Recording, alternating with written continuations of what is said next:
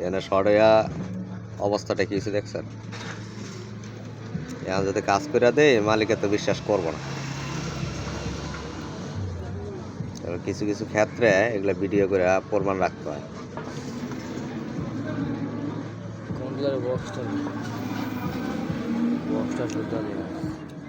এই যে কন্ট্রোলার খোলা, কন্ট্রোলারের মধ্যে লেখা হইলো 1800।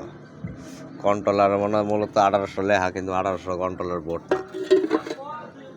বোর্ড হয়েছে মাত্র 1000।